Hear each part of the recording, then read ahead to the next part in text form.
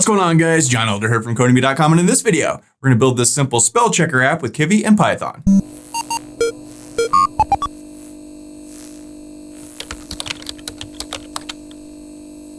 All right, guys, like I said, in this video, we're going to build this spell check app. But before we get started, if you like this video and want to see more like it, be sure to smash the like button below, subscribe to that channel, give me a thumbs up for the YouTube algorithm, and check out kivy.com, where I have dozens of courses with hundreds of videos that teach you to code. Use coupon code YouTube1 to get $30 off membership with all my courses, videos, and books for one-time fee at just $49, which is insanely cheap. All right, it is Friday here in Vegas. It rained last night here for like an hour. It never rains in the desert. Really weird, but kind of cool. So like I said, in this video, we're going to build this very basic spell check app. And Kivy comes with spell check ability. So we're going to sort of explore that a little bit and play with this. So we can go, Chicago instead of Chicago, click submit, and it says Chicago or Chi-Chi, right? So we could say because,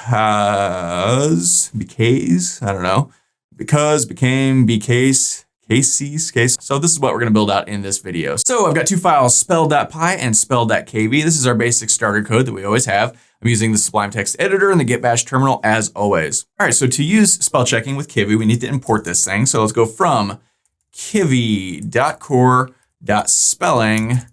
We want to import spelling. And now we actually need to pip install something else that doesn't have anything to do with Kivy. So let's head over to our terminal. And I'm in the C Kivy new directory. We've got our virtual environment turned on. We're using the latest version of Kivy 2.0. And now we want to pip install PyEnchant and make sure the P and the E are both capitalized. Now I've already installed this, so it says you've already got it, but for you, it will go ahead and install it. And if we want, we can pip freeze to see that PyEnchant has been installed. So, okay, piece of cake there. So let's head over here and let's build out a basic app. Now I'm going to use the box layout. We're set our orientation to vertical up and down, set the size to expand into our entire app. And let's build a label, a text input box, and a button, right? So for the button, I'm going to give this a size hint of like 1 and 0.5. We're going to go font underscore size of 32. And then for the text for the button, let's just say submit, whatever.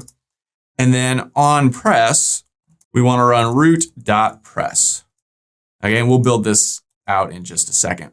So for the text input, let's give this an ID of, let's say, I don't know, word input, whatever. And let's go multi-line false. We just want one word here. We don't want paragraphs full of text in this text input box. And let's give this a size underscore hint of also 1 and 0.5. Make it a little smaller. All right, and for our label, let's give this an ID of, I don't know, word underscore label. We call this one word input. We'll call this one word label. And now this is going to return potentially lots of text, right? It could just return 1 or 2 suggestions. It could return 50 suggestions for our spell checker, right? And so we don't want those words to be on one line that just continues off into the distance. We want to be able to wrap these into the entire label. So to do that, I'm going to go text underscore size, and let's put this at self.size. And I want to give it an H align of center. We want to put this in the center of our label. And I also want to give it a V align of middle. Put it in the middle, so center middle, right? And then for the text, let's start out by enter a word, whatever, just so there's something there when the program starts. And I also want to give this a font size of like 32. Okay, so let's go ahead and save this and run it. If we look back over here, I've designated spell.kv in our builder here. So let's run spell.py. So we can go Python spell.py. And when we do, we see enter a word. We can enter a word. We can click submit. Nothing happens yet because we haven't built out that press function yet right here. So let's go ahead and build that now. So this is where all the fun happens. This is where we start to use the spelling thing, right? So in my layout, let's define press, and we want to pass in self. Now to use this spelling thing, we need to create an instance of it. So let's say create instance of spelling, because that's what, this is what it's called right there. So to do that, we just create a variable, any variable. I'm just going to call it S, short for spelling. And I'm going to set that equal to a spelling instance, right? Now, we also need to select the language. And to do that, we go s.select underscore language. And then we pass in en underscore us. And if you want to, I'll just comment this here. If you want to see the language options, and I'm also just going to comment this, we would go s.list underscore languages. Right? And if you wanted to see what those are real quick, we could just print this to the terminal. Right? So let's just go ahead and save this and run it real quick and take a look and see what that gives us. So I can just come over here, put in anything, click submit, nothing happened. But when we close it, we can see here it printed out to the terminal a list of all the different language options you have. So AU, BZ, GB, Great Britain, DK, HK, Hong Kong maybe? Right? So, you know, you can look through here and play around with these if you want to use different languages for this thing. So that's kind of cool. For us, we're just going to stick with English. So I'm going to go ahead and comment that out. Okay, so now we need to grab the word that we entered into that text box. And I'm going to create a variable called word. And let's grab the word from the text box, right? And we need to set this equal to self.ids.word underscore input dot text. And we've looked at doing this sort of thing before in past videos. Check the link in the comment section below for the playlist for this Kivy playlist.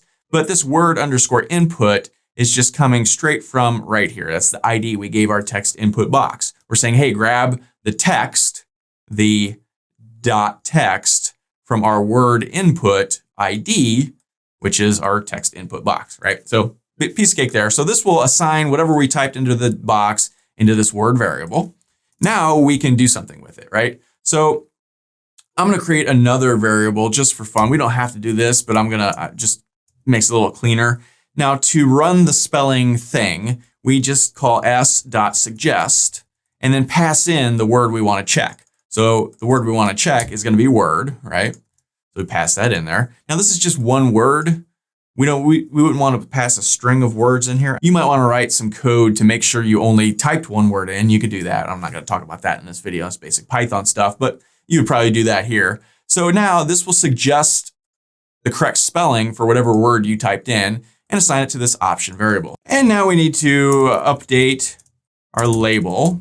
And to do that, we would just go self.ids.word underscore label dot text and set that equal to our option. And you would normally have to wrap this in a string. Maybe I'm going to do an F string instead. I just kind of like using those better. So we could pass in option. That way we could, if we wanted to, we could say suggestions like that or something like that. For now, we'll just leave it like this. Now, this will sort of work, but you'll see in just a second, and when we run this, it doesn't quite work how we probably want it to. So let's run this guy.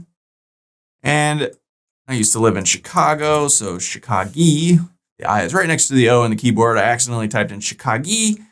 And we see we get a Python list returned with the different suggestions as list items. Now, okay, this is fine, but you know, we probably don't want to output a list like that. So we could play around with this a little bit if you want. Up here, let's create another variable. I'm just going to call it X and set that equal to nothing. And let's just create a quick loop. So let's go for item in option, or maybe we want to call this options just for, you know, whatever. Makes more sense grammatically, I guess. So for item in options, we could just say X equals, and then I'm going to create an F string. And I'm going to put in whatever was in X, which started out as nothing. And we're just going to sort of concatenate the item on here. Now you could, if you wanted to put like a blank line between each one, so they go up like that, we could do that. So now instead of printing out options, we would print out X, which is now a list with one of these items per line like that. So Go ahead and save this and run it. Let's try Chicago again. Chicago. We get one at a time, Chicago and Chicago. So, you know, that works for just a couple. If we type because instead of because, we get a bunch. Let's say, I don't know, bucket. B-U-C-E-T. Okay, just two, let's see, Timif instead of timid. That's just one. We need one, let's say bread, B-R-E-D instead of B-R-E-A-D. Okay, so there's a bunch of them. This could get silly pretty quickly. So instead of doing one per line, I think maybe I would just put a space here or something, right? So if we run this again, became, without the E, beam, became, becalm, becam, beachum. All right, so that looks good. But you get the idea. You can play around with this and output it however you want. So really easy to do this. We just start out by importing this spelling thing up here, and then we create a spelling instance, set the language, and then just s.suggest and pass in whatever word you want to get different spelling suggestions. And just that easy. You could output them any way you like in the normal way that you always would. So that's all for this video. If you'd like to, be sure to smash the like button below, subscribe to the channel, give me a thumbs up for the YouTube algorithm, and check out Codemy.com where you can use coupon code YouTube1 to get $30 off membership. So pay just $49 to access all my courses, over 47 courses, hundreds of videos, and the PDFs of all my best-selling coding books. Join over 100,000 students learning to code just like you. My name is John Elder from Codemy.com, and I'll see you in the next video.